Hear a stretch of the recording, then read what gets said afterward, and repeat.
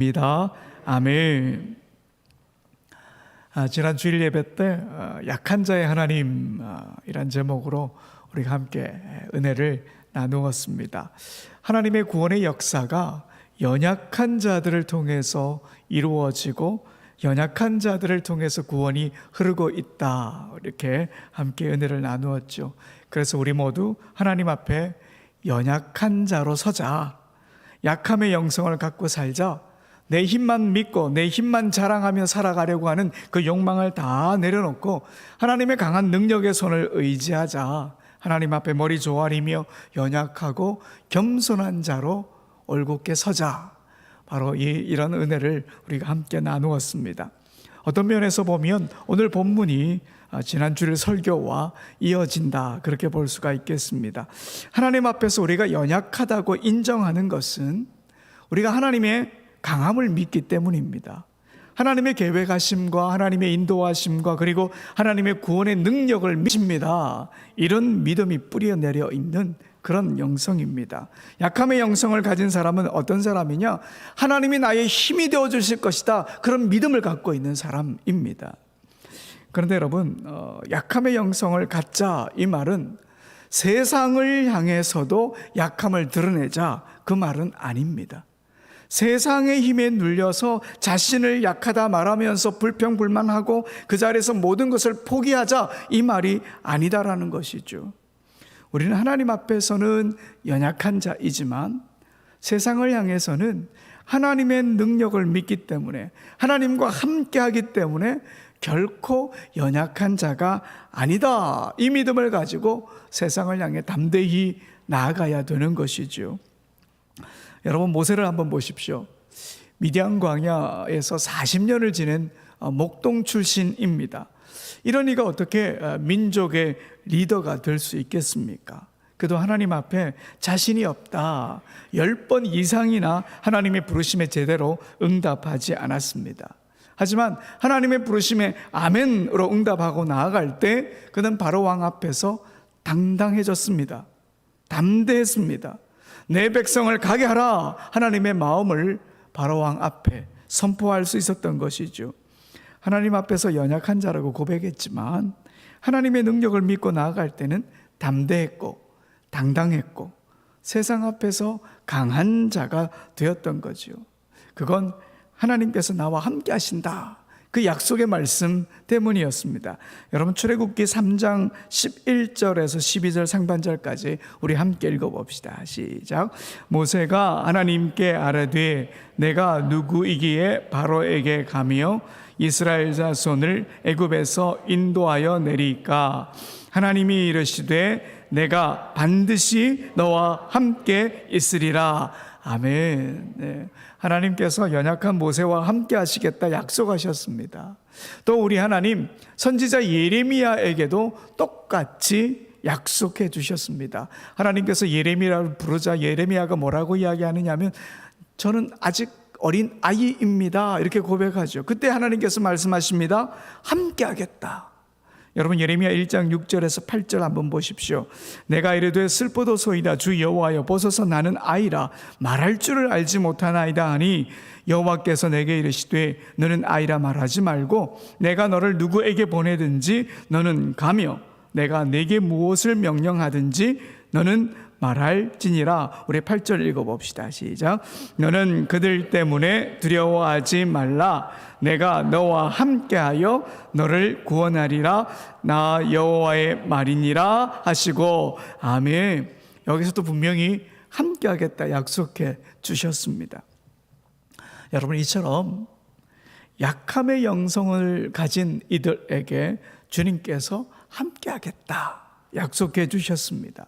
그러니 그들은 세상을 향해 하나님의 동행하심을 믿고 당당하게 담대하게 나아갈 수 있었던 것입니다.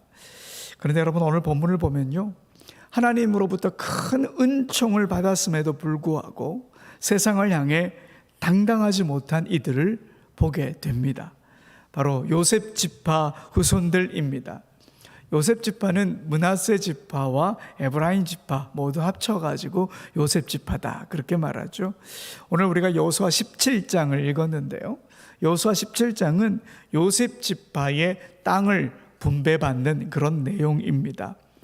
원래 요셉의 후손은 창세기 49장에서 아버지 야곱이 아들 요셉에게 축복을 빌어줄 때 어떻게 빌어주느냐 기억하십니까? 담장을 넘는다, 이렇게 축복을 해주죠. 담장을 넘는 그 축복을 받아서 정말 큰 은총을 받습니다. 다른 지파에 비해서 인구의 수가 1.5배에서 1.7배 정도로 많아졌습니다. 여러분, 고대 사회에서 많은 인구는 하나님의 축복으로 여겨졌습니다. 인구가 바로 노동력과 관련이 있고 이 인구가 바로 군사력과 이어져 있기 때문에 인구가 많을수록 강한 민족이 되는 거죠. 그런 의미에서 요셉 지파는 다른 지파에 비해 힘이 센 민족이다, 지파다, 이렇게 말할 수 있습니다. 그런데 오늘 본문을 보면 전혀 그런 모습이 보이지 않습니다. 그들은 자신들이 받게 될 땅이 너무 좁다, 이렇게 불평을 합니다. 한 지파가 두 지파로 늘어났고 자신들의 수가 점점 이렇게 불어나기 때문에 왜 한 몫의 땅만 우리에게 주느냐 하는 거죠. 두 몫을 달라, 이렇게 말합니다. 여러분, 오늘 본문 14절을 한번 보십시오. 요셉 자손이 여호수아에게 말하여 이르되 여호와께서 지금까지 내게 복을 주심으로 내가 큰 민족이 되었거늘 당신이 나의 기업을 위하여 한 제비 한 분깃으로만 내게 주심은 어찌함이니까 하니. 여러분, 땅이 좁은 이유가 그들의 수가 많기 때문이다. 여러분, 이게 정말 불평을 해야 할 그런 문제일까요? 아니면 감사를 해야 할 것일까요? 자신의 입으로는 분명히 하나님께서 자신들에게 복을 많이 주셨다, 넘치도록 복을 주셨다, 그래서 인구수가 점점 많아지고 있다, 이렇게 말하고 있지만 요셉 후손들은 감사도 없고 그냥 불평만 쏟아내는 거죠. 여러분, 이스라엘 출애굽 1세대가 광야에서 40년을 방황했던 그 이유가 불평 때문입니다. 물이 없다고 불평하고 고기가 없다고 불평하고 광야인데 심지어 오이, 수박, 부추, 파, 마늘 이게 없다고 불평하고, 그래서 광야의 40년은 불평의 40년이다, 이렇게 말할 수도 있겠지요. 그 정도로 많은 불평을 했습니다. 결국 출애굽 1세대는 그 불평 때문에 가나안에 들어갈 수 없게 됐지요. 그래서 요셉 지파가 오늘 가나안에 들어갔는데도 계속 불평하고 있습니다. 이런 불평이 하나님의 뜻을 정면으로 반대하는 것인데도 계속 불평을 합니다. 여러분, 한번 보십시오. 하나님께서 가나안 땅에 들어가면 제비를 뽑아서 땅을 나누라, 이렇게 말씀하십니다. 그리고 요셉 지파도 제비를 뽑아서 땅을 분배받습니다. 여러분, 오늘 본문 여호수아 17장 1절인데요. 1절을 보면 므낫세 지파를 위하여 뭘 뽑았다고요? 제비를 뽑았다, 그렇게 되어 있죠. 그러면 여러분, 하나님께서 왜 제비를 뽑아라 하셨을까요? 세계 역사에서는 힘이 센 사람이 이겨서 더 많은 땅을 차지합니다. 전쟁에서 이기면 그 땅을 차지하게 되죠. 요즘은 전쟁에서 이기는 것도 이기는 거지만 우리나라는 돈이 많으면 더 많은 땅을 차지하는 거죠. 어쨌든 세계 역사는 그렇습니다. 하지만 이스라엘이 가나안 땅을 분배받을 때는 제비를 뽑습니다. 제비는 솔직히 요행이고 운빨이지 않습니까? 그런데 하나님은 이렇게 제비를 뽑아서 땅을 분배해라 말씀하십니다. 이건 운빨이나 요행을 믿으라, 이 이야기가 절대 아닙니다. 로또 당첨처럼 생각해라, 이 말 절대 아닙니다. 제비 뽑기는 먼저 누구든지 하나님 앞에 동등하다, 이런 의미를 갖고 있습니다. 제비 뽑기를 통해서 하나님께서 이스라엘에게 말하고 싶은 것은 하나님 앞에서는 누구나 평등하다, 누구나 동등하다, 이걸 보여주시는 겁니다. 인구가 많고 힘이 세다고 많이 주고 가난하고 힘이 없다고 적게 주고, 이게 아니라는 거죠. 하나님 앞에서는 모두가 동등하다, 이걸 보여주시는 보여주시기 위해 제비를 뽑으라는 것이죠. 또 제비를 뽑으라, 이 의미는 어디 있느냐면 하나님의 손에 맡겨라, 이런 의미도 있는 것입니다. 하나님의 백성이라면 하나님께 당연히 맡겨야 하는 것이죠. 여러분, 운이나 요행이 아니라 하나님의 손에 달려 있다, 이걸 보여주시면서 가나안에서 하나님의 백성으로 살아가려면 하나님의 손을 의지해야 된다, 하나님께 모든 걸 맡겨야 한다, 하나님께서 이걸 보여주시기 위해 제비를 뽑으라, 그렇게 말씀하신 겁니다. 그런데 요셉 지파는 자신들의 그 숫자가 많고 강한데 어떻게 이렇게 작은 땅을 줄 수 있느냐, 불평을 늘어놓은 거죠. 하나님의 뜻도 알지 못하고 하나님 나라 백성답게 행동하는 것이 어떤 것인지도 제대로 알지 못했다 하는 겁니다. 이런 요셉 지파들을 보면서 다른 지파 사람들, 요셉 후손들은 숫자만 많았지 늘 골치만 아프다, 이렇게 여겼을지도 모르겠습니다. 지난주 수요일에 우리가 살펴봤던 여호수아 16장에서 에브라임 지파는 가나안 사람들을 몰아낼 수도 있는 능력이 있음에도 불구하고 몰아내지 않았다고 그랬죠. 자기들의 이익을 위해서 게셀 사람들을 살려두고 노예로 삼았다. 그런데 오늘 본문에서 또 문제를 일으킵니다. 아마 요셉 지파를 못마땅하게 여긴 이스라엘 지파도 있지 않을까, 그런 생각을 해봅니다. 아무튼 여러분, 여기서 과연 요셉 후손들의 숫자가 얼마나 되었을지, 그들의 땅이 또 얼마나 작은지 여러분 지도를 한번 보실까요? 잘 보일지 모르겠습니다. 잘 보이십니까? 오른쪽에 보면 숫자가 2개 나오죠. 이게 요셉 지파의 인구수입니다. 민수기에 조사되어 있는 인구수입니다. 므낫세가 52,700명이고요. 에브라임이 32,500명입니다. 합치면 85,200명이죠. 요셉 지파가 많긴 많습니다. 다른 지파가 6만 명 정도 되는데 요셉 지파는 8만 명이니까요. 합치면 많아 보입니다. 하지만 에브라임과 므낫세가 나누어서 한 지파씩 땅을 제비 뽑아서 갖게 되었다, 그렇게 생각하면 그렇게 많은 게 아니다라고 하는 것이죠. 여러분, 또 왼쪽 편을 보시면 왼편 맨 위에 있는 지파가 스불론 지파입니다. 인구수가 얼마예요? 6만 500명. 그런데 에브라임 지파보다 땅이 큽니까 작습니까? 작아요. 그런데 에브라임 지파보다 인구수는 많지요. 근데 땅은 작아요. 그럼 이사갈을 한번 봅시다. 이사갈은 64,300명이에요. 여기도 보니까 땅이 에브라임보다 작다는 거예요. 그 므낫세 지파 보십시오. 므낫세 지파를 보니까 요단 동편에도 있고 요단 서편에도 있습니다. 제일 많은 땅을 차지한 지파가 누구예요? 므낫세 지파예요. 생각보다 굉장히 넓은 땅을 차지했어요. 그럼에도 불구하고 이들은 불평을 합니다. 여러분, 이런 불평이 정당할까요? 여호수아 16장에 보면 요셉 지파가 제비 뽑은 땅이 있고요. 거기에 따라서 에브라임과 므낫세가 이미 나누어서 그 땅을 차지했습니다. 그런데도 땅을 더 차지하고 싶은 마음으로 불평을 해낸 거죠. 그래서 여호수아가 어떻게 말합니까? 우리 오늘 보면 15절을 한번 읽어봅시다. 시작.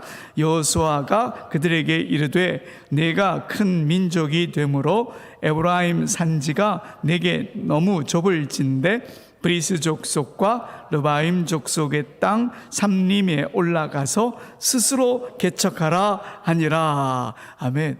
여러분, 여기서 여호수아의 위대함이 드러납니다. 여호수아의 생각은 요셉의 후손들과는 차원이 달랐습니다. 여호수아도 그들의 땅이 좀 좁을 수 있다, 이렇게 인정하기는 했습니다. 그러나 거기에 머물지 않죠. 수가 많아 땅이 좁다는 것은 하나님으로부터 복을 받았다는 것이고, 수가 많다는 것은 하나님께서 그만큼 능력을 주셨다는 게 아니냐. 그렇다면 적들을 더 물리치고 네가 스스로 개척할 수 있다. 여호수아가 그렇게 말하는 거죠. 동일한 문제를 놓고 여호수아의 생각과 요셉 후손들의 생각이 완전히 달랐다는 것이죠. 좁으면 개척하면 된다. 이게 하나님의 능력을 믿는 신앙인의 자세입니다. 근데 여러분, 요셉의 후손들 스스로 개척하라, 이 여호수아의 말에 또 어떻게 반응을 했을까요? 16절 또 읽어봅시다. 16절 시작. 요셉 자손이 이르되 그 산지는 우리에게 넉넉하지도 못하고 골짜기 땅에 거주하는 모든 가나안 족속에게는 벳산과 그 마을들에 거주하는 자들이든지 이스라엘 골짜기에 거주하는 자이든지 다 철병거가 있나이다 하니. 자, 산지만으로는 우리에게 부족합니다, 그렇게 이야기하고요. 게다가 아래 평지에, 이 골짜기라고 하는 말은 우리가 생각하는 그런 골짜기가 아닙니다. 산과 산 사이에 있는 평지를 이스라엘 사람들은 골짜기다 그렇게 말하니까요. 산 아래 평지에 사는 사람들에게는 뭐가 있다고요? 철병거가 있대요. 전차가 있대요. 철제 전차가. 상대방이 철제 전차를 갖고 있기 때문에 그 땅을 개척할 수 없다고 하는 겁니다. 땅이 좁다고 불평하고 적이 두려워서 개척하지 못하겠다 하고, 요셉 자손은 하나님의 백성다운 모습을 어쩌면 포기한 건 아닐까 하는 그런 생각이 들기도 합니다. 여러분, 하나님께서 베풀어 주신 은혜에 감사할 줄 알고 하나님과 함께하기에 두려움 없는 사람이 진정한 신앙인입니다. 요셉의 후손들은 숫자도 많고 실제로 강했습니다. 이스라엘 어느 지파보다 강했습니다. 그러게 그들은 불평하지 말고 감사하며 이렇게 외쳐야 했던 거죠. 우리는 하나님께로부터 받은 은혜가 너무나도 크기 때문에 너무나도 큰 힘을 갖고 있습니다. 우리는 얼마든지 땅을 개척할 수 있습니다. 우리 모두 새 땅을 향해 나아갑시다, 이렇게 말했어야 된다는 것이죠. 여러분, 하나님의 은총을 입은 우리는 결코 약하지 않습니다. 이 약함의 영성은 하나님 앞에서만 약한 것이지, 하나님 앞에서만 겸손한 것이지, 세상을 향해 우리의 문제 앞에는 당당할 줄 알아야 합니다. 담대할 줄 알아야 합니다. 예수 그리스도의 십자가의 능력을 우리가 마음에 품고 살아가면 우리는 결코 약하지 않다는 것이죠. 사도 바울이 이렇게 고백합니다. 고린도후서 12장 10절의 말씀을 읽어봅시다. 시작. 그러므로 내가 그리스도를 위하여 약한 것들과 능력과 궁핍과 박해와 공고를 기뻐하노니 이는 내가 약한 그때에 강함이라. 아멘. 약한 그때에 어떻다고요? 강함이라고. 사도 바울이 자기가 약한 그때에 예수 그리스도의 능력이 자신 안에 머물고 있기 때문에 자신은 강하다, 그렇게 고백을 한 거지요. 여러분, 주님의 은총을 입고 살아가는 우리는 우리와 마주한 세상을 향해 우리의 환경과 상황 앞에 불평보다 감사가 먼저여야 하고요, 우리 앞을 가로막는 문제 앞에 그 문제가 아무리 커 보여도 두려움보다는 하나님의 능력을 믿고 우리를 응원하시는 그 주님의 함께 하심을 믿고 담대하게 당당하게 나가야 되는 겁니다. 여러분, 오늘 여호수아가 요셉 후손에게 하는 말이 주님께서 오늘 우리에게 하는 말씀이다, 우리를 향한 응원의 목소리다, 이렇게 우리가 들어야 합니다. 여러분, 여호수아 17장 18절 하반절 함께 읽어봅시다. 시작. 가나안 족속이 비록 철병거를 가졌고 강할지라도 내가 능히 그를 쫓아내리라 하였더라. 아멘. 여러분, 우리 앞에 놓여 있는 문제가 철병거처럼 그렇게 크고 무섭고 두려워 보인다고 할지라도 주님이 우리와 함께 하시기 때문에 우리는 어떻게 할 수 있다고요?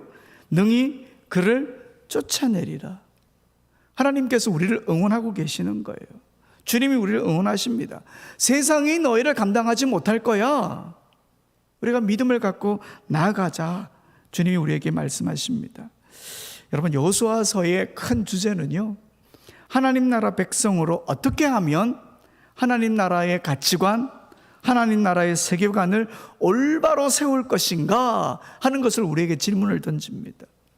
하나님 나라를 세우기 위해 세상을 향해는 담대해라, 세상을 향해서는 두려워하지 말아라.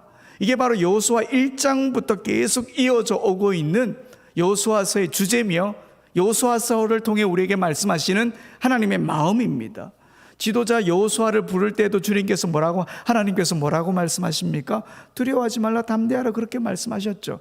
땅을 차지할 때도 그랬고, 갈렙을 통해서 보여주셨던 하나님의 역사심도 그렇고, 오늘 본문에 이르기까지 하나님께서 하나님 나라를 위해 자신의 백성들과 함께하니 당당해라, 담대해라, 두려워하지 말라, 이렇게 말씀하시는 거죠.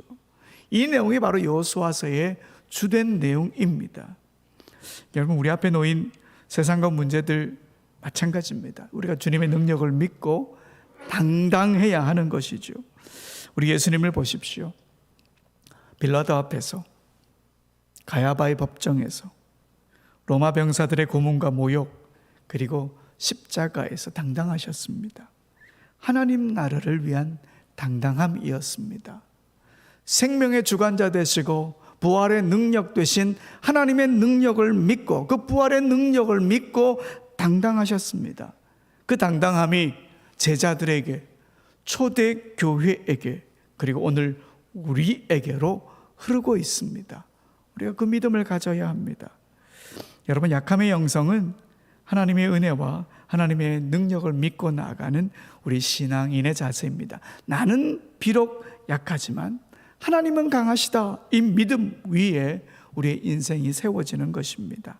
그래, 하나님 은혜에 감사하고 하나님과 함께함으로 두려움 없이 우리가 세상을 향해 나아갑시다. 세상을 마주할 때는 우리의 문제 앞에서는 우리가 당당합시다. 약해지지 맙시다. 하나님이 우리와 함께 하시고 하나님의 능력이 우리 속에 있습니다. 말씀 가운데 있습니다. 성령으로 역사하십니다. 그 믿음을 가지고 담대하게 나가는 우리 모두가 되길 간절히 소원합니다. 우리 함께 찬양합시다. 그의 비단에 살면 고백하겠습니다.